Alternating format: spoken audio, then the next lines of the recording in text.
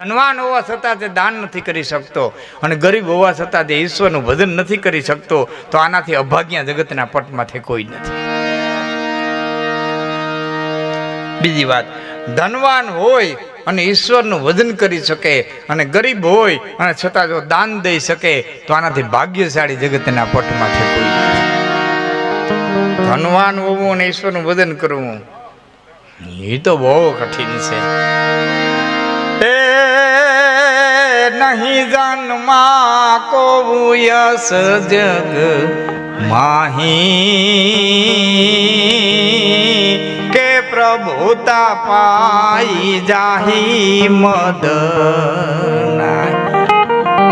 ધન મળે, દોલત મળે, પૈસો મળે, ઐશ્વર્ય મળે, પદ મળે, પ્રતિષ્ઠા મળે અને પછી અભિમાન ન આવે, એવું આ જગતમાં તુલસીદાસજી કે કોઈ જન્મો જ નથી. કોરા કાગરમાંથી લખીને કીધું, નહીં જન્મા કો યસ જગ માહી. એનો નશો ચડે ચડે ને ચડે અને ભયંકરમાં ભયંકર નશો. બાકી બીજા નશા તો હું 500 રૂપિયાનો કરો, 5000 નો કરો, હવાર થાય એટલે ઉતરી જાય ને ઉતરી જાય. સબન સા સંસાર કા સુબહ ઉતર જાત, નાનક નશા નામ કા તો બઢત બઢત હી. બધા ધનનો નશો, કોઈને પદનો નશો, કોઈને જુવાનીનો નશો, અને આ બધા નશા ભેરા થાય પરિસ્થિતિ કેવી થાય કે એક તો વાંદરું હોય ને પાછો વીસી કરી દે. એક તો વાંદરું હતું એમાં પાછો વીછી કરી દે, અને ભૂલથી છે એ ડોક્ટર દવાને બદલે દારૂ પાઈ દે, અને એ વાંદરું પાછું બહાર નીકળે એટલે એને ભૂત વર્ગે. અને જેવી પરિસ્થિતિ થાય એવી પરિસ્થિતિ જો લક્ષ્મી જીરવાય નહીં તો એ પરિસ્થિતિ થાય. મર્કટસ્ય સુરા પાનમ પુનઃ ઉષક દંસનમ. હા, બહુ જીરવી આકરી છે. એટલે કાઠિયાવાડી કહેવત બહુ સારી છે કે ભેંસ જીરવે કપાય છે ને વાણીઓ જીરવે પૈસા.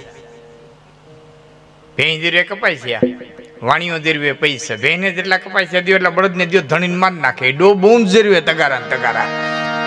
બળદ જીરવી જ ન હોગે, એની હોજરીની તાકાત જ નથી. એમ પૈસો વાણીઓ જીરવે, જેમ પૈસા દુબળો થતો જાય ને એની પાઘડે તૂટલ થતી જાય, કોટ ફાટલ થતો જાય, ધોતિયામ ગાંઠું આવતું જાય. જેમ પૈસા વાણીઓ દુબળો થતો જાય, જેમ પૈસા દુબળો થતો જાય. અને આપણી પાસે 2 કાવડી આવે એટલે રિવોલ્વરની અરજી કરીએ.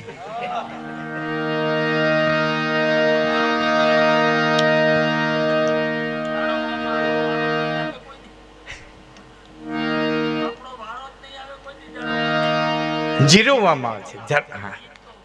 આવે આવે એટલે તો આ બધું વાતો કરીએ છીએ કે ભાઈ આ જીરવી જાય. જો આ આવી હોય તો જીરવી જાય. જો કેમ કે એ લોકો એની પાસે શીખા દેવું છે, વાણિયા પાસે આ વસ્તુ શીખા દેવી છે કે કેમ જીરવાય, ક્યાં દાન દેવાય, કઈ જગ્યાએ દેવાય. એ અમુક વસ્તુ તો એ જ્ઞાતિ પાસે બહુ શીખા દેવું છે. હા,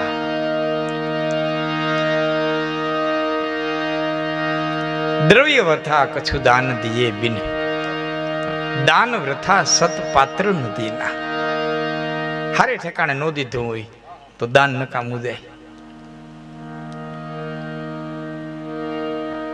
આળસી આરામ નથી, કરકસર કે લોભ એ કરકસર નથી, અને ઉડાવપણો એ દાતારી નથી.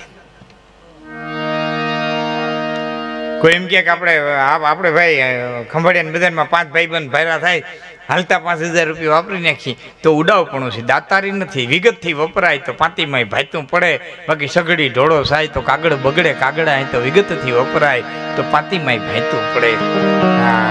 સારી રીતે કલમમાં ભરીને લખી હોય તો શાસ્ત્રો લખાય, પણ એનો એ ખડીયો આખો ઊંધો વરો કાગળ નકામો જાય ને સાયે નકામી જાય.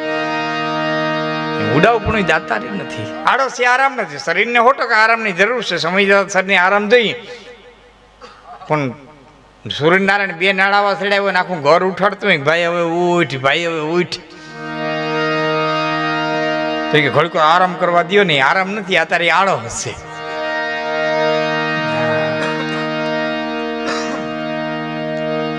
આળસમાં આરામમાં આટલો ફરક છે. ઉડાવપણામાં દાતારીમાં આટલો ફરક છે. એમ લોભમાં અને કરકસરમાં આટલો ફરક છે. જીવનની માલિકો લોભ ન હોય તો ખૂબ સારું, પણ કરકસર હોવી જોઈએ. કરકસર છે ને કુબેર ભંડારીની હગી બેન છે. હા, કુબેર ભંડારીની હગી બેન હોય તો એ કરકસર છે. હા, આપણા બહેનોને પૂછજો ને, ઘરમાં એવી કેટલી ચીજો આવી છે કે જેનો કોઈ દી ઉપયોગ નહીં કર્યો. એવા ઉષાળ, એવા ઓશિકાના કવર, એવા રકાબી પ્યાલા, એવું કેટલું ભેરું કર્યું છે જેનો કોઈ દી ઉપયોગ જ નહીં કર્યો હોય, ફક્ત બજારનો ભાવ જ વધાર્યો.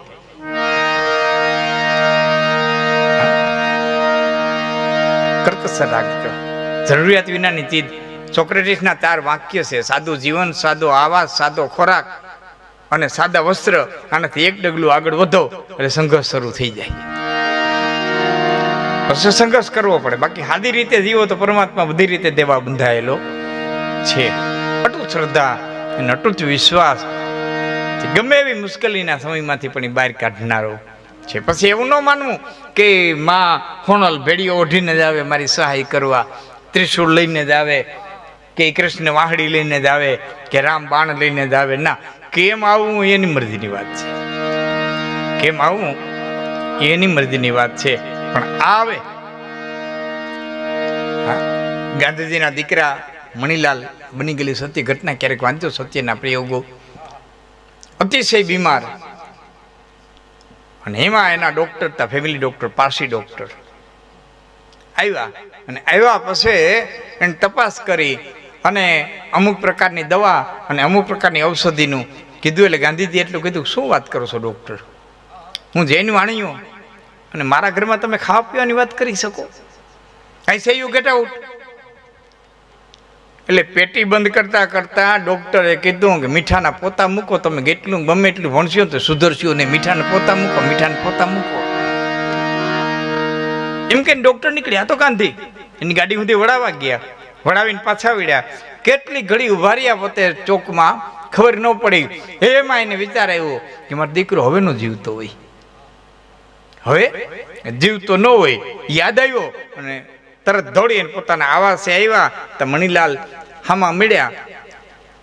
ગાંધીજીને બધ ભરી ગયા. એટલે ગાંધીજીએ કીધું, બેટા તારી તબિયત કેમ છે?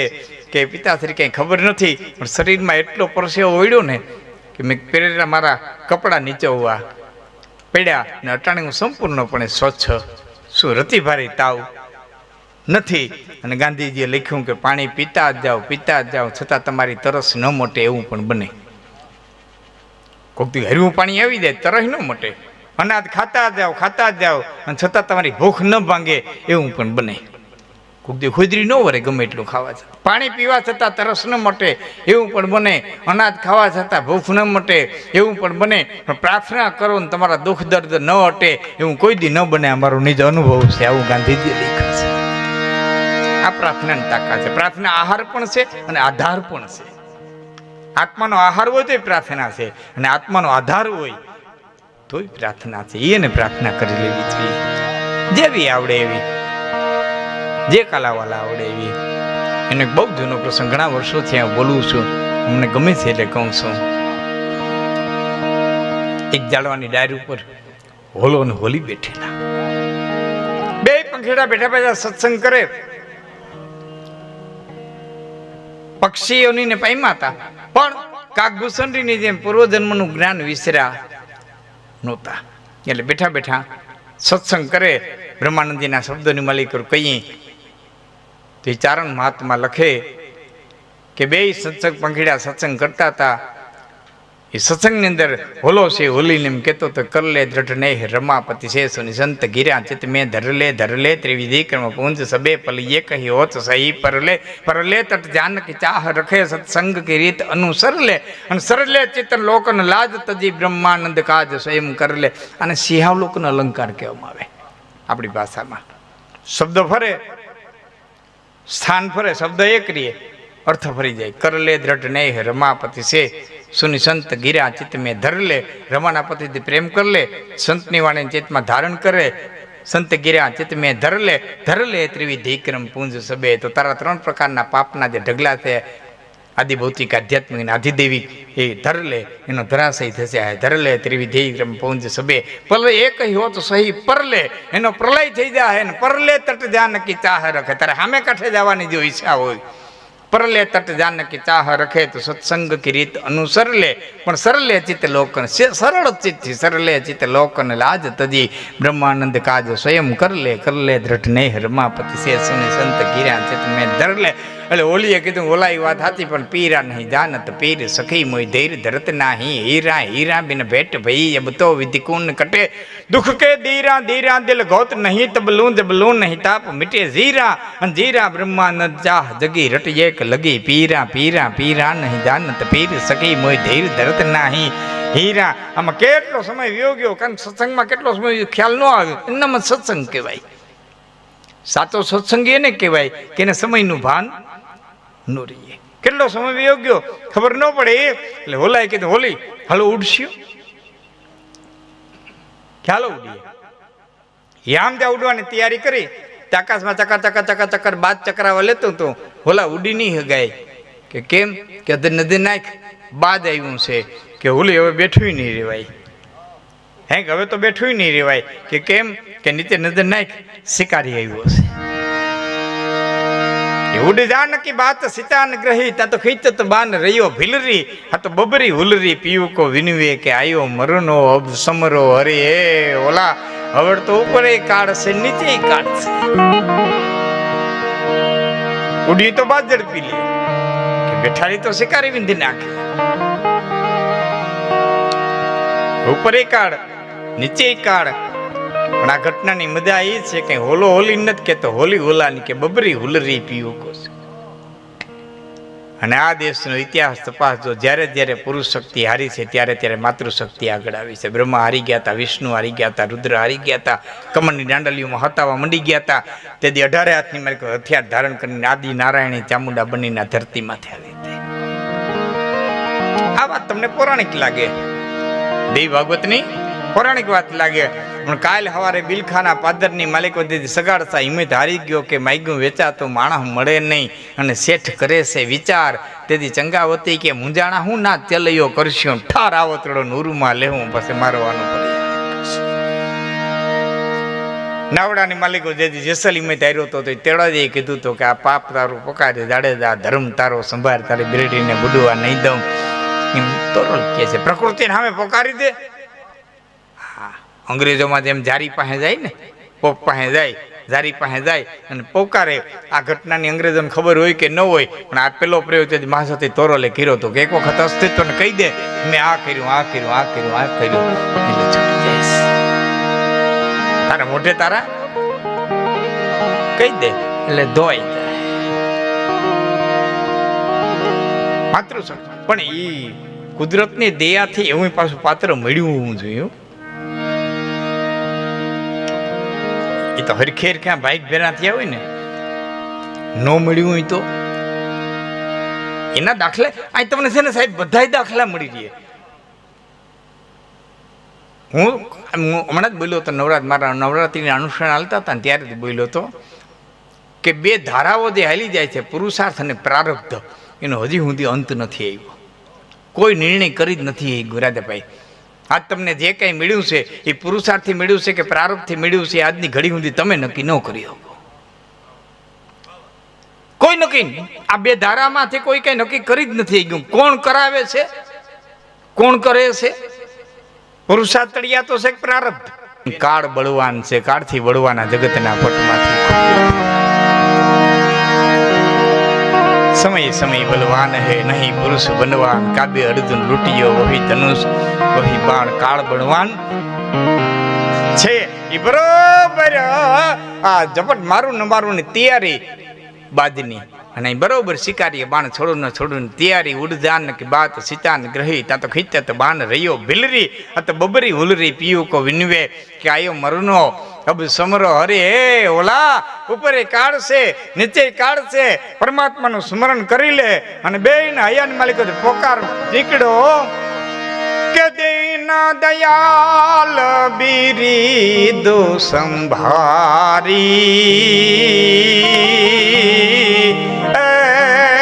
હરહુનાથ મમ સંકટ ભારી.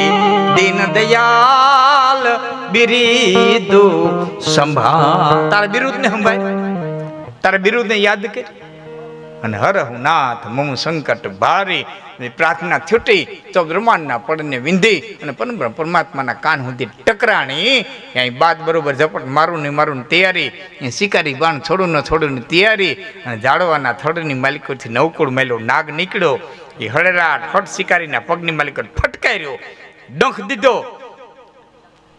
હાથ ધ્રુજી ગયો નિશાન ચુકાઈ ગયું અને આ બાણ સીધે સીધું હોલાવોલી પાસે થતું બાદને વિંધ્ય ને બાદના પ્રાણ લઈને ધરતીમાંથી આવ્યું આમ નાગ કરડ્યો એટલે શિકારી ખલાસ થઈ ગયો આમ બાણ લાગ્યો એટલે બાદ ખલાસ થઈ ગયો કાલ કો કાલ ભોરિંગ દેશો તદગા બાદ કો લાગ રહ્યો સરરી તો જીનકો રખવાલ ગોપાલ ધની તિલકો કહા બલવંત ડરરી